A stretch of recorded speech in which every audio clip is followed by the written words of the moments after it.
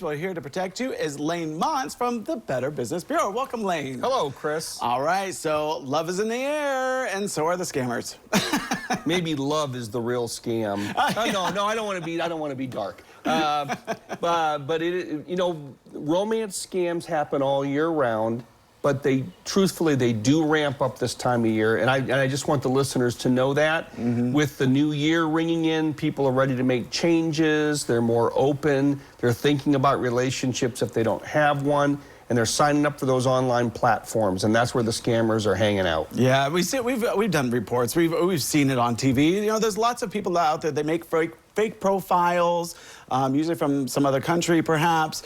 They try to get to know you, right? And then they try to scam you by saying, "Oh, guess what? I need money," or something. And romance scams are as old as mankind, right? But the technology of today means that they can hit people at a scope and a scale never seen before. So that's the danger. You know, if you're in dialogue with somebody on one of these platforms and they try to hurry you off the platform for direct messaging, you know, just texting, that's a red flag. If you never actually get to see them in person or by video, huge red flag. If they say they're in the military or working offshore on an oil rig, now the red flags are starting to mount up. It's starting to look like a carnival out there, right? And so those are some things to be careful of. And of course, the big one, and I want people to know this and take it seriously.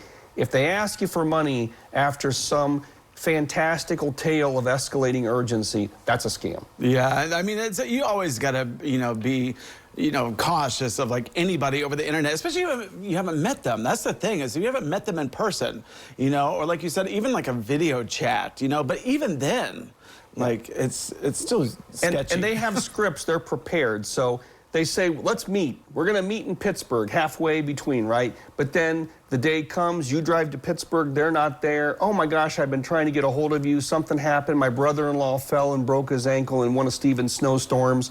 And so then that starts to happen. That's a pattern. If you try to engage, they always have an explanation, but it's, the facts speak for themselves. If you're not meeting somebody in person or at least having a real video chat to get things going, that's not a relationship. Right, exactly. And also, the new technology of AI, I'm guessing, people can steal pictures and make videos now that look real, and it's becoming more and more real. It looks more and more real. That's a good point, and there may come a time when even video chats alone are not going to be a reliable indicator of realism. So, these apps, these platforms, they do bring people together. They're not going away. They're a good thing overall, but if you're on there, you're in the target market. Yeah, so it's one of those things that you just really have to be careful out there. And, one of the things that we always talked about was like the gift cards and, but anytime they're asking for money, it's just right there. It's like ding, ding, ding, something's not right. They'll ask for money after marriage, then it's legitimate. Right. That's funny. A little dark Valentine's Day humor. Exactly. So any other scams that that are coming up that people might be wary about? Well, I think, right after Valentine's Day comes to a close, the romance scams, they'll trail off a little bit.